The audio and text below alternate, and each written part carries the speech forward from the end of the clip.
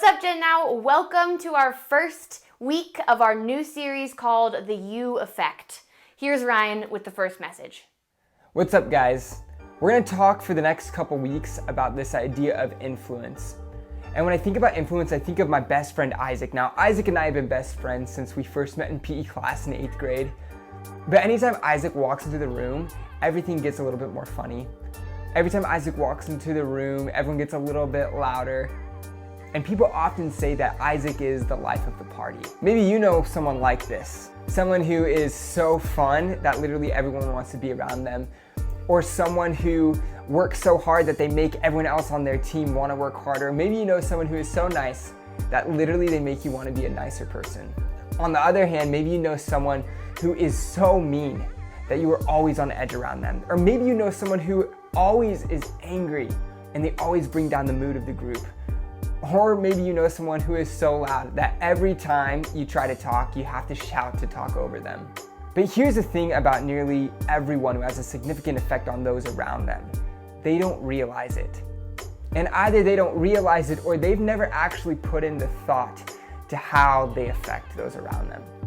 Sure, maybe you feel like you're a leader on your team or that your friends tend to follow you and do the same things you do, or maybe you're even a leader here at GENNOW, but yet you haven't actually put some thought into your you effect and how God may want you to use it. Or on the other hand, maybe you feel like you have zero you effect because, well, you feel like a zero. And maybe people don't tend to follow you, or you often feel overlooked, and friendships don't come as easily to you. Either way, those are both super normal. But the truth is that no matter what you think about influence, it's possible that you have much more you effect than you really think. Let's go to the book of John to hear a story about someone who used the little that they had to make a big influence. It starts in chapter 6.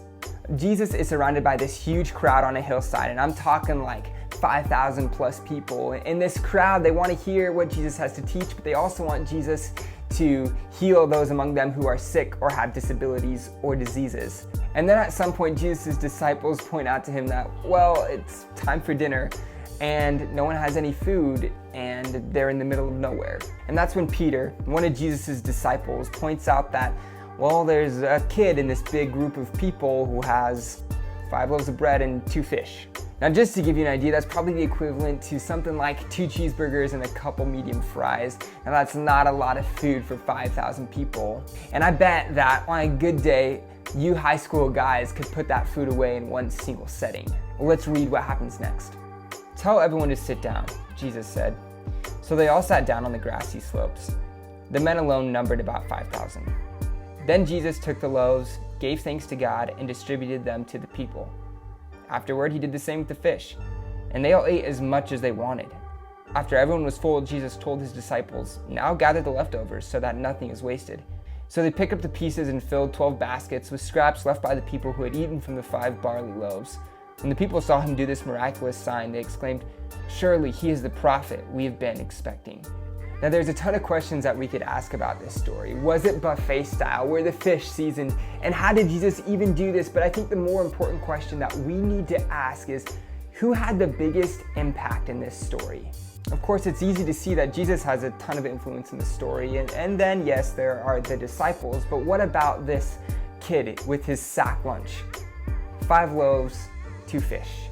But the truth is, it wasn't the amount of food that this kid had that made the difference.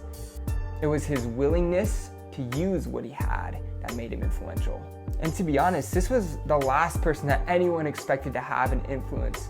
In Jesus' day, kids had really low value, but that didn't stop this kid from stepping up and offering Jesus what he had. And this is the key. The kid didn't have influence because he was a super good leader or a really good public speaker, or because he was popular and people looked up to him. This kid had influence simply because he brought what he had to Jesus and let Jesus use it for his own purposes. When it comes to affecting the world around you, it's all about showing up and offering Jesus what we have. But first, you have to realize that you have more effect than you think. It's time to start thinking about the influence you have, and whether you realize it or not. Literally everyone affects those around them, either in a positive or a negative way. You affect those in your friend group. You affect people in your drama class. You affect your teammates.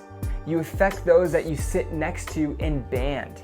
You affect your coworkers. You affect your parents. You affect your siblings. You affect those who you go to youth group with.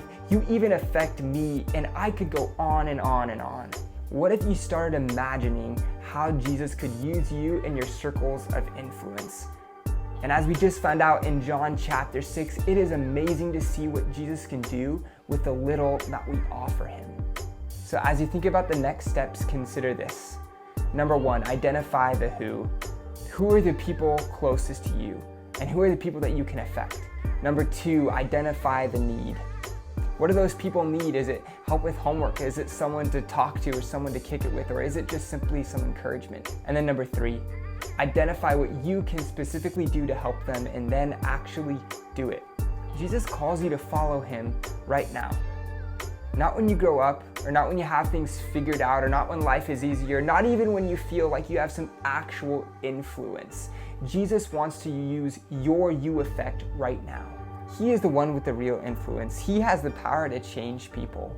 All you have to do is show up, offer what you have, and let him do the rest. And remember, you have more of an effect than you think. Thank you guys so much for watching. As always, we want to hear from you, so please reach out. Have a great week.